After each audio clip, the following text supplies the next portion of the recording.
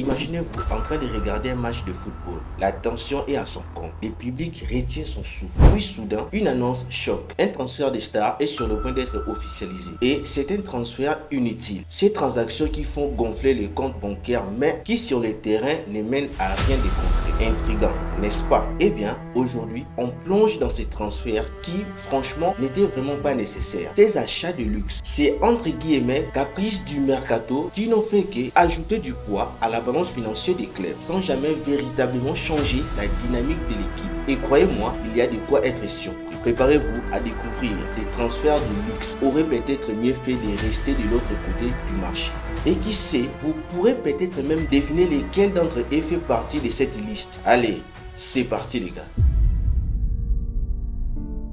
Commençons avec un nom qui fait parler de lui depuis des années, Kylian Mbappé. Depuis son arrivée au PSG en 2017, la situation a quelque peu évolué. Madrid a déjà rapporté 3 Ligues des Champions avec une équipe qui n'a pas vraiment eu besoin de Mbappé pour briller. Pendant ces temps, l'attaquant français, malgré son immense talent, n'a toujours pas soulevé la plus prestigieuse coupe européenne. Le pire dans cette histoire, Madrid a dû payer environ 150 millions d'euros pour sa prime à la signature, comme l'évoquent plusieurs médias.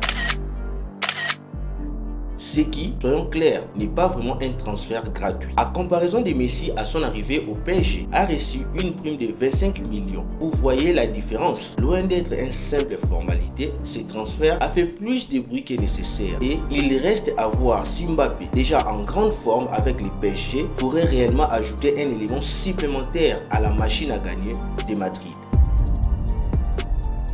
Passons à Jack Grealish. En 2021, Manchester City a décidé de dépenser une somme faramineuse de 100 millions de livres pour le talentueux joueur anglais. Mais à y réfléchir, est-ce que City avait vraiment besoin de lui à ce moment-là? Il avait déjà Sterling, Gabriel Jesus et même Foden. D'ailleurs, 2 ans plus tard, City a dû chercher à ajouter un nouveau joueur, Jeremy Doku, pour occuper les flancs gauche de manière plus convaincante. Grealish est désormais éclipsé par ses jeunes talents et des rumeurs circulent sur un possible départ de l'anglais cet été. Cette décision à la fin ressemble beaucoup plus à un caprice qu'à un véritable besoin. Et si on parlait de Neymar, l'homme au talent inégalé, mais à la carrière en dents de scie, son transfert à Al Hilal a secoué le monde du football en 2023. Mais franchement, pourquoi Al Hilal a-t-il déboursé 90 millions d'euros pour s'offrir un Neymar en proie aux blessures? L'équipe dominait déjà la Pro League saoudienne avant son arrivée et elle a continué à enchaîner les trophées sans lui. Ces transferts coûtés ne ressemblent-ils pas à un investissement trop risqué pour un joueur dont la forme physique reste incertaine? Dites-nous vos avis dans les commentaires.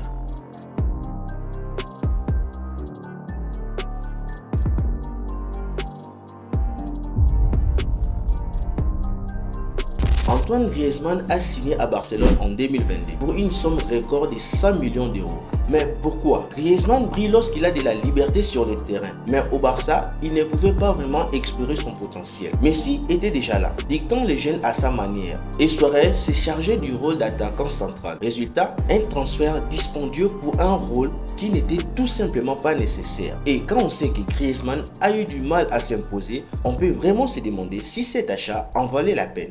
Ce transfert date de 2009. Après une saison époustouflante avec le Barça, Samuel Eto'o, autour de 44 buts en 52 matchs, s'est fait voir échanger contre Zlatan Ibrahimovic. Une décision qui allait coûter au Barça non seulement les Camerounais, mais aussi 40 millions de livres supplémentaires. Au final, Zlatan n'est resté qu'une saison à Barcelone, tandis qu'Eto'o mène l'Inter à un triplé. Au Barça, c'était un élément mystère. Mais la question qui se pose est, pourquoi avoir cassé une équipe qui fonctionnait parfaitement?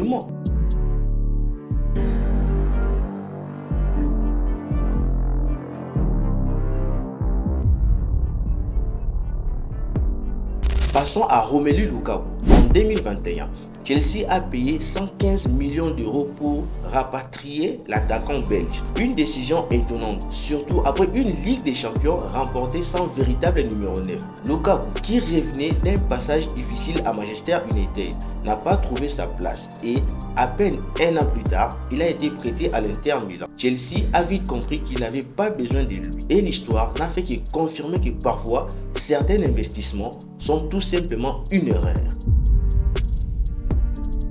Un autre exemple est celui de Sadio Mané. En 2022, le Sénégalais a quitté Liverpool pour rejoindre le Bayern Munich. Mais voilà, pourquoi les Bayern avaient-ils besoin de lui? Avec une attaque déjà bien garnie, Mané a eu du mal à s'intégrer. Après une saison qui n'a pas vraiment fonctionné, il a été transféré à Al Nassr. Quant au Bayern, il a finalement décidé de miser sur Harry Kane. Parfois, l'herbe n'est pas toujours plus verte ailleurs, et ce transfert en est un parfait exemple.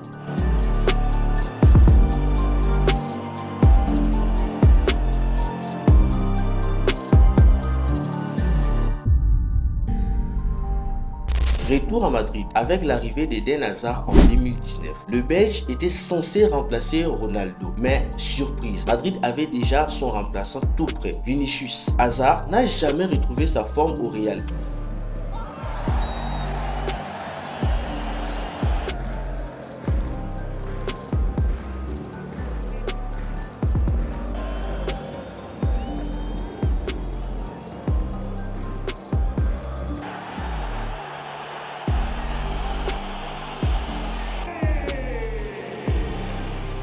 Et pendant ces temps, Vinicius est devenu l'une des stars du club. Et pour couronner le tout, Madrid a aussi payé 60 millions d'euros pour Luka Jovic, un transfert encore plus inutile, quand on sait que Karim Benzema était toujours là. Chelsea n'a pas manqué de faire une autre signature qui, franchement, semblait superflue. William Atevao. Ce jeune ailier brésilien, tout à fait prometteur, rejoint un club qui possède déjà une armade de jeunes talents offensifs, à l'image de Cole Palmer et Noni Madueke. Un autre transfert qui fait ses demandes.